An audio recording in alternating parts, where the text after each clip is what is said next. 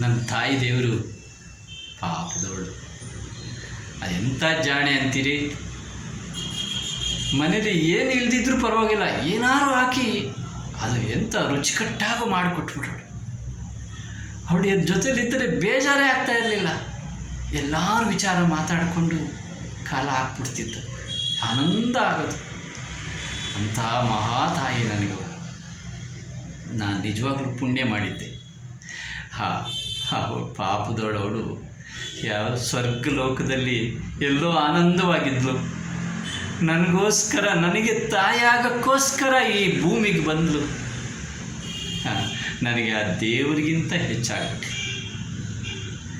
ಈ ತಾಯಿ ಮಾಡಿದ್ದೆಲ್ಲ ಒಳ್ಳೆ ಕೆಲಸಗಳೇ. ಮತ್ತು ಒಬ್ಬರು ಅಲ್ಲೊಬ್ಳಿದ್ಲು, ಅವಳು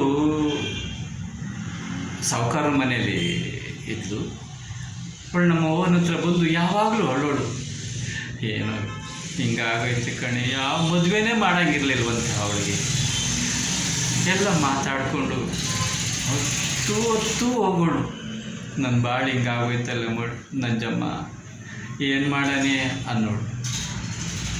ಅದಕ್ಕೆ ಯಾಕೆ ಅಳ್ತೀಯ, ಸುಮ್ಕಿರೆ, ದೇವರಿದ್ದಾನೆ ಅಂಥೇಳಿ ಒಂದು ಕಡೆಗೆ ಹೋಗೋಣ ಬಾ ಅಂತ ಆ ಮುಸಲ್ಮಾನರು ಔಷಧಿ ಕೊಡ್ತಾ ಇದ್ರಂತೆ. ಅಲ್ಲಿಗೆ ಕರ್ಕೊಂಡು ಹೋದ್ಲು ಅವಳನ್ನ. ಹೀಗೆ ನನ್ನ ತಾಯಿಗೆ ಗೊತ್ತಿಲ್ಲದಲೇ ಇರೋ ವಿಚಾರನೇ ಇಲ್ಲ. ಆಮೇಲೆ ಮನೆಗೆ ದೇವಸ್ಥಾನಕ್ಕೆ ಹೋಗ್ತೀವಿ ಅಂತ ಹೇಳೋದು, ಅಲ್ಲಿ ಔಷಧಿ ಕೊಡಿಸೋದು. ಹೀಗೆ 6-7 ತಿಂಗಳು ಅವಳಿಗೋಸ್ಕರ ಬೆಳಗ್ಗೆ ಹೋಗೋದು, ಎಲ್ಲ ನೋಡ್ಕೊಳ್ಳೋದು, ಬರೋದು. ಶುಕ್ರವಾರ ಮಂಗಳವಾರನೇ ದೇವಸ್ಥಾನಕ್ಕೆ ಹೋಗ್ತೀವಿ ಅಂತ ಹೇಳಿ ಹೋಗೋದು. 6-7 ತಿಂಗಳು ಮಾಡಿ ಸರಿ ಹೋಗ್ಬಿಟ್ಳು ಅವಳು. ಸರಿ ಹೋಗ್ಬಿಟ್ಟು ಅವಳ ಆನಂದ ಏನಂತ ಹೇಳ್ತೀರಿ.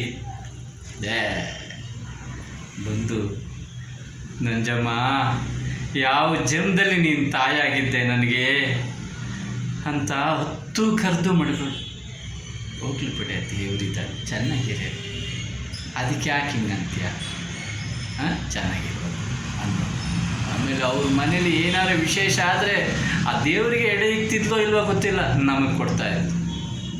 ಒಳ್ಳೆ ಊಟ, ನಮ್ಮನ್ನು ಬಿಡ್ತಾನೇ ಇರಲಿಲ್ಲ. ಈಗ ಅವ್ರ ಮಕ್ಕಳು, ಅವಳಿಗೆ 2 ಹೆಣ್ಮಕ್ಳು, ಎಂಥವ್ರಿಗೆ ಕೊಟ್ಟಿದ್ದಾರೆ ಗೊತ್ತಾ, ನಾವು ಊಹೆನೂ ಮಾಡೋಕ್ಕಾಗಲ್ಲ. ರಾಣಿ ಇದ್ದಂಗಿದ್ದಾರೆ. ಇಲ್ಲೇ ಮಹಾಲಕ್ಷ್ಮಿ ಲೇಔಟಲ್ಲಿ, ಅದ್ರ ಪಕ್ಕ ನಂದಿನಿ ಲೇಔಟಲ್ಲೇ ಇದ್ದಾರೆ. ಭಾಳ ಚೆನ್ನಾಗಿದ್ದಾರೆ. ಹಾಗೆ ನನ್ನ ತಾಯಿ ಮಾಡಿದ್ದೆಲ್ಲವೂ ಒಳ್ಳೆ ಕೆಲಸಗಳೇ ಅಂತ ಅವ್ರ ಬಗ್ಗೆ ಎಷ್ಟು ಹೇಳಿದ್ರು ಕಮ್ಮಿನೇ. ಆ ಕರ್ಣನಂತೆ ನೀ ಒಳ್ಳೆಳಾದೆ, ಇನ್ನೊಂದು ಜೀವಕ್ಕೆ ಉಪಕಾರ ಮಾಡಿದೆ. ಕಸದಂತೆ ಕಂಡರು ನೀಯತ್ತ ನಾಯಿಗಳು, ದಿನವೆಲ್ಲ ಬಾಳಲಿ ಕಣ್ಣೀರು ತಂದರು.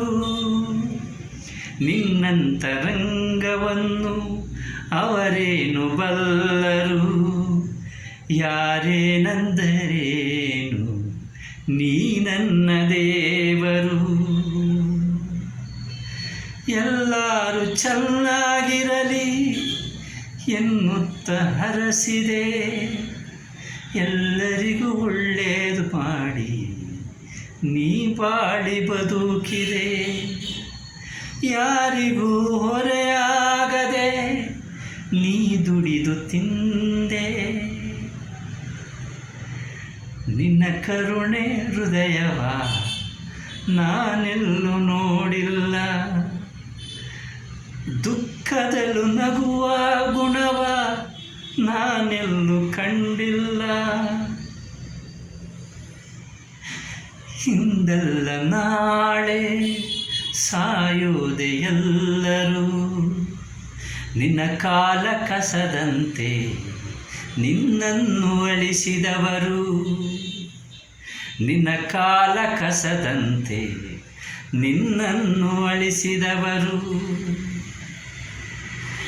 ಬಾಳೆಂಬ ಆಟದಿ ಚೆಂಡಂತೆ ಎಲ್ಲರೂ ತನ್ನಾಸೆಯಂತೆಯೇ